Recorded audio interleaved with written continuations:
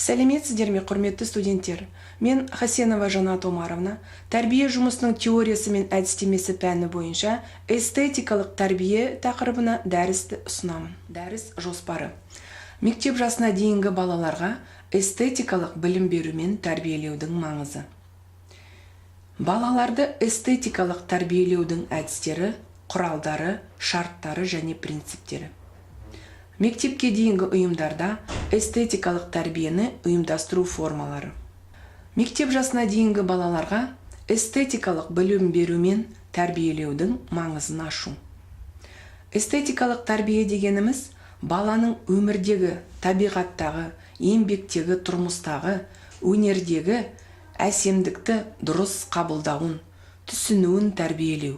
Эстетикалық тәрбие балалардың әсемдік жөніндегі түсінігін кеңейтіп, сұлулықты тану, сүйе білу, оны шығармашылық пен өмірге ендіре білу қабілетін, эстетикалық талғамын, қиялын дамытады.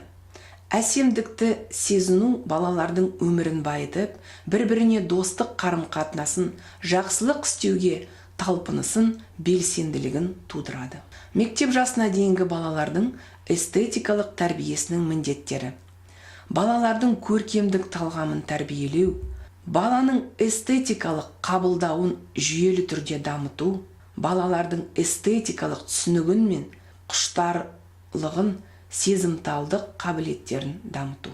Мектеп жасына дейінгі балаларға эстетикалық ықпал жасаудың құралдары. Көркем әдебиет шығармалары. Көркем әдебиет шығармалары балалардың көркемдік танымын қалыптастырып, арман қиялын дамыту да көркем әдебиет шығармаларының игі әсерін мол. Ертегі өлеңдер, әңгімелер арқылы бар жақсылықты сезініп, әсемділікпен жақсы істің әсерін, эстетикалық сананы, талғамы артады. Шығармашылық қабілеттерін дамытуға мол мүмкіндік туғызады. Музыка және театр өнері. Әсем мен әуені, тамаша музыка сазы баланың жан дүниесін жадырататын, көңіл күйін сергітеді, ой өрісін байыта түседі. Жалпы музыка әуені балаларға алғаш дүниені келген күндерінен бастап зор әсер етеді. Өйткені ол жан дүниесінің азығы іспестес, сондықтан да ол эстетикалық тәрбиенің негізгі бір асты саласы болып саналады. Сахна аясында баланың эстетикалық талғамына ықпал жасайды. Баланың сахнаға шығуына бастап, оның киген киімі, сөйлеген сөзі, өзін ұстай білуі, сөйлеу мәнері, бәрі көрермендерді сұлулық ләззатына бөлеп, талғамдарын қалыптастыруға, адамгершілік қасиеттерін шыңдауға үлкен ықпал етеді. Тіпті концерт залдары мен театрлардың сахналары балаларға тек ізгілік пен әсемділік жарқын үлгілерін ұсынады. Сурет салу өнері. Сурет салу өнері өнердің бастау бұлағы сурет өнері. Сурет салуды үйрену жас ұрпақтың танымдық ой өрісін кеңеюіне, өнер әлемін тануына апаратын жолы болып табылады. Бүгінгі таңда өскелең ұрпаққа қол еңбегі де эстетикалық тәрбие беруде тиісті құрал болып табылады. Мектепке дейінгі балалардың эстетикалық тәрбиесі мынандай шарттарды жүзеге асырады. Мектеп жасына дейінгі балалардың эстетикалық тәрбие мен талғамын дамыту, балаларды сұлулықты түсінуге үйрету, эстетикалық қажеттілігін, өмірге деген эстетикалық қарым-қатынасын әлемді жетілген дәрежеге жеткізуге тырысуын тәрбиелеу. Мектепке дейінгі ұйымдарда эстетикалық тәрбиенің негізгі әдістері: әңгіме, мадақтау және бағалау, баяу қозғалыс, қайта жаңғырту, қабылдау, бақылауды ұйымдастыру.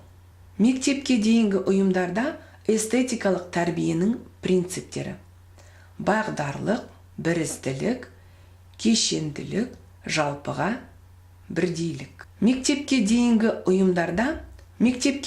ұйымдарда эстетикалық тәрбиесі келесі шарттарды жүзеге асырады. Балабақшадағы қоршаған орта, пәнаралық қатынас және балалардың ұйымдарда және сабақтан тыс көркем шығармашылық іс-әрекетін ұйымдастыратын жабдықтар. Өнер туындыларын жасауға қажетті бұйымдар, картиналар, ұлттық өнер туындылары, көркем әдебиет, музыка туындылары және тағы да басқалары. Балалардың өздерінің белсенді іс-әрекеті, жеке жұмыс түрлері, мектепке дейінгі ұйымдарда эстетикалық тәрбие ұйымдастыру формалары. Міндетті түрде әрине ол сабақ, дидактикалық ойындар, мерекелік ертеңгіліктер, ойын-сауық кештер, экскурсия және серуендер, театрлық қойылымдар. Мектепке дейінгі балалар қолынан көркем өнердің барлық түрлері, әңгіме құрастыру, өлең шығару, ән айту, сурет салу, жабыстыру әбден келеді. Әлбетте, олардың арасан мол өзіндік ерекшеліктері бар. Ол ерекшелік балалардың шындықты соншалық пәк, тікелей бейнелейтіндігіндеріне ғаламат шынайлығында бейнелейтін нәрсенің шындығына сенетіндігіне көрушілер мен тыңдаушылар жөнінде қам жемейтіндігі де. Балабақшада баланы тәрбиелеу, олардың қабілетін дамыту бүгінгі күннің өзекті мәселелерінің бірі болып табылады. Эстетикалық тәрбиені бала дамуының алғашқы сатысы мектепке дейінгі кезеңнен бастау, жан-жақты жарасымды дамыған ұрпақ тәрбиелеуге алғы шарт жасайды. Мұндағы мақсат балалардың бойына, өнерге және шындыққа деген әсемдік көзқарас тұрғысында қарауды қалыптастыру және бала тұлғасының әсемдікті тануы мен білім алуын дамыту. Шығармашылық іс-әрекетке қатыстыру, сол арқылы әсемдік руханиятқа, өркениеттің өріне шығып, одан нәр алу бүгінгі күн талаптарының ең маңыздысының бірі.